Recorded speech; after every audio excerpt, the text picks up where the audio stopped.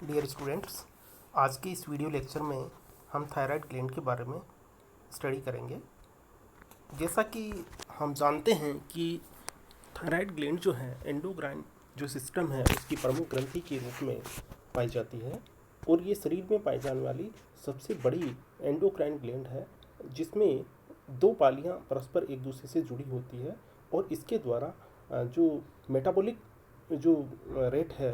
Protein synthesis और body के sensitivity of hormones आदि को थायराइड ग्लैंड से स्रावित होने वाले हार्मोन्स के द्वारा रेगुलेट किया जाता है। थायराइड ग्लैंड की जो लोकेशन के बारे में अगर बात करें तो ये नेक रीजन के अंदर पाई जाती है और ट्रेकिया के दोनों साइड में दो लोब के रूप में उपस्थित होती है और ये दोनों लोब आपस में इस्थमस ब्रिज के द्वारा आपस में जुड़ी होती है। थायराइड ग्लैंड की इस स्लाइड के अंदर हम थायराइड ग्लैंड का स्पष्ट चित्र देख सकते हैं, जिसके अंदर इसकी फर्स्ट लोब और सेकंड लोब को स्पष्ट रूप से पहचाना जा सकता है और इन दोनों लोब को बीच में से कनेक्ट करने वाली जो संरचना है उसको इस्थमस कहा जाता है और ये दोनों लोब है राइट थायराइड ग्लैंड और लेफ्ट थायराइड ग्लैंड के नाम से जानी जाती है और ये ट्रेकिया के ऊपरी भाग में लेरिंग्स के नीचे उपस्थित होती है।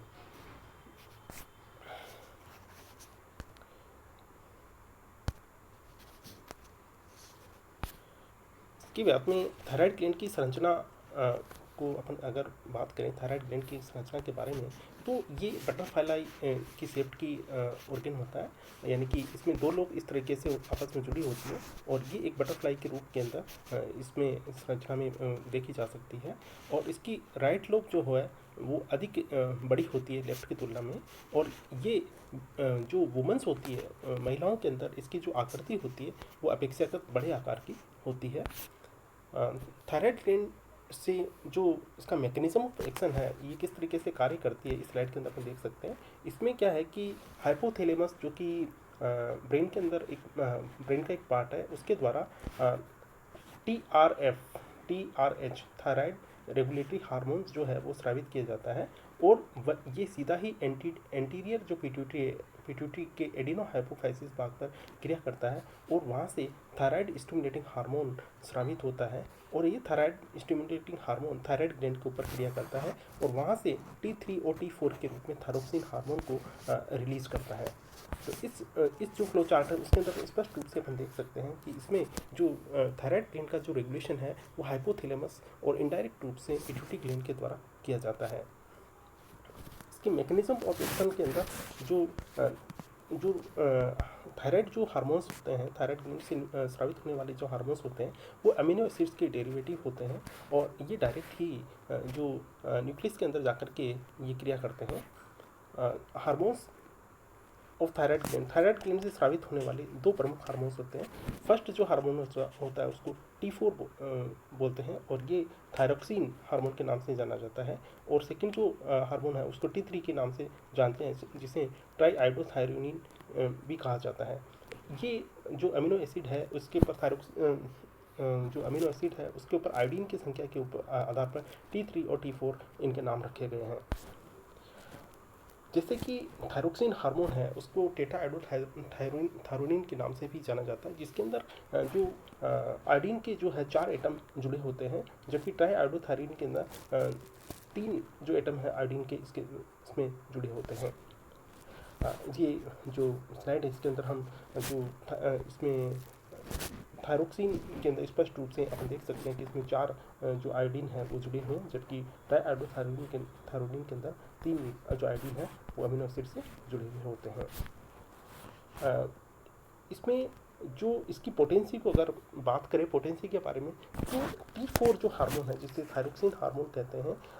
ये अधिक मात्रा के अंदर स्रावित किया जाता है तथा इसकी पोटेंसी होती है वो कम होती है, जबकि T3 हार्मोन है वो कम मात्रा में स्रावित किया जाता है तथा इसकी पोटेंसी है वो T4 की तुलना में अधिक होती है। इसका थायराइड ग्लैंड्स के द्वारा स्रावित होने वाले हार्मोन्स किस प्रकार से इनका निर्माण होता है और किस प्रकार से ये स्रावित होते हैं, तो अपन ये देख सकते हैं approximately 87% T3 produced by the monodeiodination of the T4, यानी कि जो T3 का जो निर्माण है वो T4 में से एक आयोडीन है उसको हटाने के ऊपर उपरांत बनते हैं, जबकि बहुत ही कम मात्रा के अंदर T3 जो है वो थायराइड वीनस ब्लड के अंदर उपस्थित होता है। थायराइड जो हार्मोन का जो फंक्शन है उसके बारे में अगर बात करें तो हम देखते हैं कि ये बेसिक मेटाबॉलिक जो रेट है उसको रेगुलेट करता है, साथ ही कोशिकाओं के अंदर होने वाली उपापचयी क्रियाओं को भी नियंत्रित करता है, और ये शरीर की वृद्धि तथा विकास को महत्वपूर्ण में बहुत महत्वपूर्ण होता है, और उसका रेगुलेशन थायराइड द्वारा स्रावित हार्मोन्स के द्वारा किया जाता है। थायराइड जो ग्लैंड है उसकी बॉडी के अन्य जो भाग है जैसे नर्व सिस्टम है, जो स्केलेटल मसल्स है, हार्ट है, इसके ऊपर भी इसका प्रभाव स्पष्ट रूप से पाया जाता है।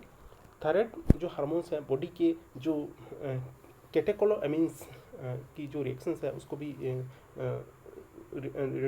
जो कैटेकोलोएमिन्स का जो रिटेंशन है उसको भी ये बढ़ाते हैं। कार्बोहाइड्रेट तथा कोलेस्ट्रॉल के मेटाबॉलिज्म को प्रभावित करते हैं, साथ ही ग्रोथ एंड डेवलपमेंट को तो प्रभावित करते ही हैं। थायराइड हार्मोन की जो बॉडी के अंदर जो एंडोक्राइन सिस्टम है,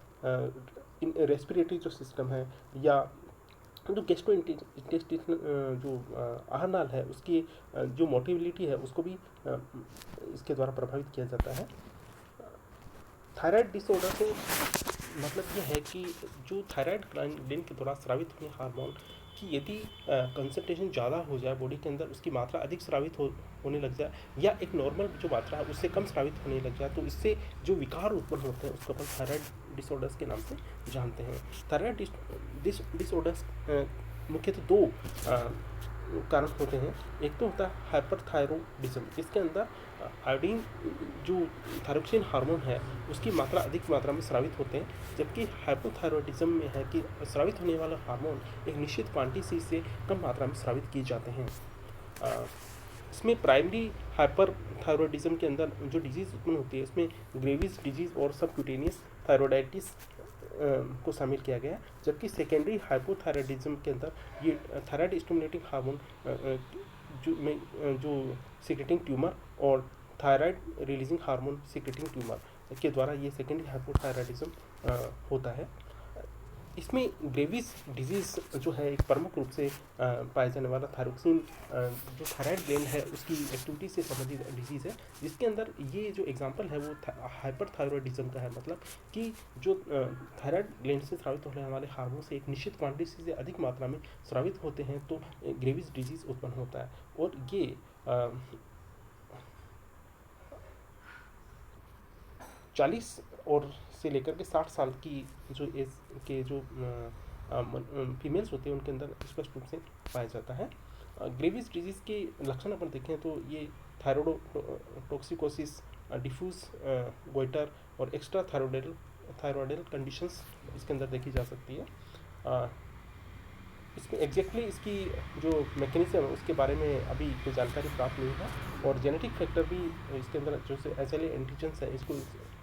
भी इसमें प्रभावित होते हैं, और इसके पॉसिबली जो इसके ट्रिगर है जिनके जो कि इसकी ग्रेविस डिजीज़ को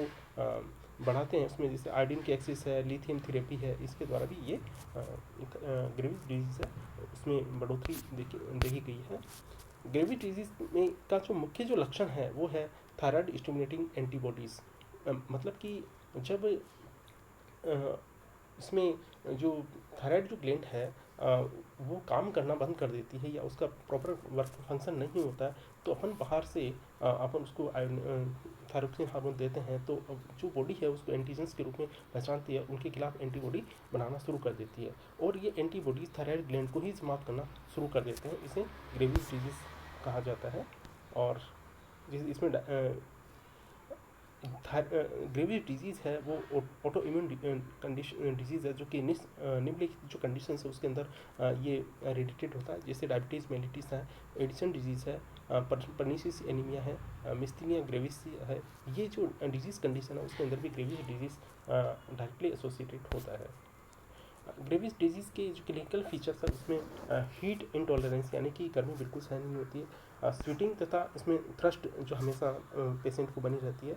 पेशेंट का जो वेट लॉस है वो होना शुरू हो जाता है, और इसमें एडुकेट जो प्रॉपर जो कैलोरी है वो इंटेक भी कम हो जाता है। इसमें एड्रीनर्जिक स्टिमुलेशन जो हो ज़्यादा हो जाता है, और इसमें जो आहार नाल से संबंधित जो डिजीज़ है या आहार नाल के जो सिम्टम्स है वो पेशेंट के अंदर पाए जाते हैं।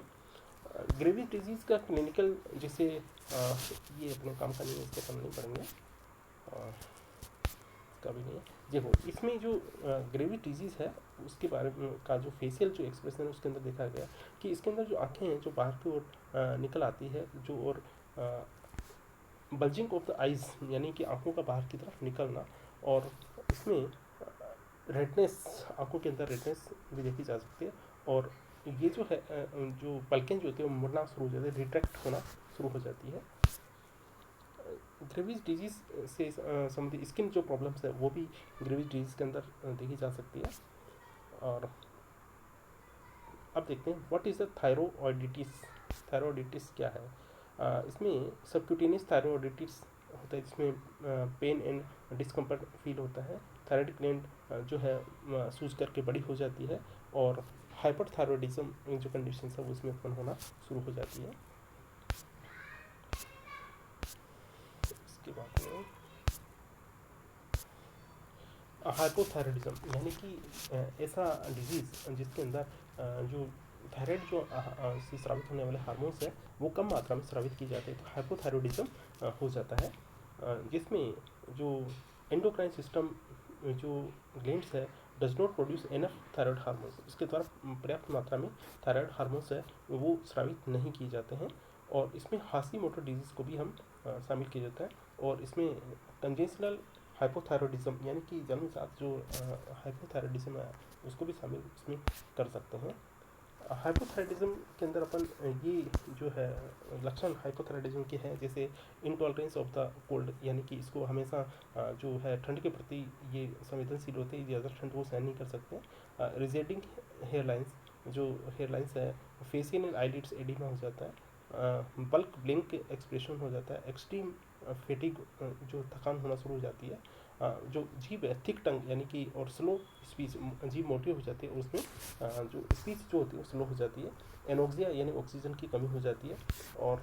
जैसे हेयर लॉस होना शुरू हो जाता है, एपेथी हो जाती है, लिथार्जिक हो जाता है, आलसी हो जाता है, ड्राई स्किन हो जाती है, ये सब क्या है हाइपोथायरॉयडिज्म के लक्षण होते हैं। हाइपोथायरॉयडिज्म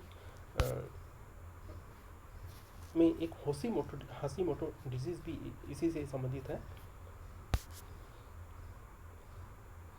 इसमें जीन्स के द्वारा क्या कारण हो सकते हैं हाशीमोटो डिजीज़ के? जैसे कंजेशनल जीन हो सकता है, जन्मजात जो जीन की विकृति उसकी वजह से हो सकता है, हार्मोन्स में इम्बेलेंस की वजह से हो सकता है, रेडिएशन एक्सपोजर की वजह से भी हाशीमोटो डिजीज़ हो सकता है। हाशीमोटो डिजीज़ का जो पता कैसे चले, इसके डायग्नोसिस कैसे होते हैं, इसको जो हार्मोनल जो टेस्ट है उसके द्वारा ही इसका पता किया जाता है। साथ ही इसमें एंटीबॉडी जो टेस्ट है उसके द्वारा भी हाशीमोटो डिजीज़ का डायग्नोसिस किया जा सकता है। क्रेटिनिज्म का मतलब क्या होता है कि जो हाइट जो है वो एक नॉर्मल हाइट, क्योंकि जो थायरोक्सिन हार्मोन है वो ग्रोथ एंड डेवलपमेंट को रेगुलेट करता है। यदि जन्मजात हाइपोथायरॉयडिज्म में जन्मजात उसमें थायरोक्सिन की कमी है तो क्या होगा, उसमें बोनापन जो शरीर का जो प्रॉपर विकास एंड डेवलपमेंट प्रॉपर विकास तथा ग्रोथ नहीं होगी, तो उसकी जो हाइट जो होती है वो छोटी रह जाती है। इसको अपन क्रेटिनिज्म के नाम से जानते हैं। दो टाइप के क्रेटिनिज्म देख सकते हैं, एंडेमिक क्रेटिनिज्म और स्पोरेडिक क्रेटिनिज्म।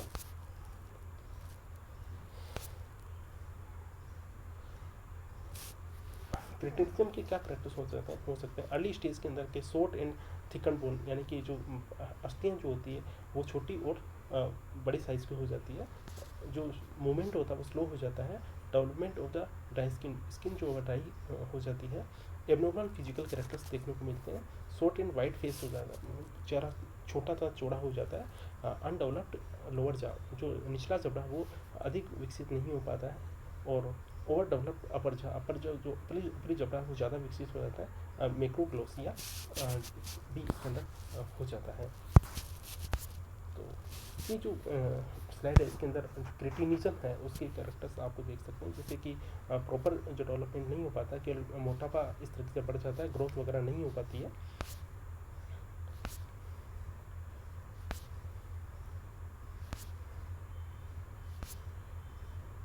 क्रेटिनिज्म को कैसे रोक सकते हैं? तो इसमें जो थायराइड जो ग्लैंड्स है उससे जो जिस हार्मोन्स की कमी होती है, थायरोक्सिन हार्मोन्स कमी होती है, वो बाहर से इसको दिया जाता है। तो इस तरीके से अपन थायराइड ग्लैंड की जो डिजीज़ है उसे जो करेक्टर्स है उसको अपन स्टडी कर सकते हैं।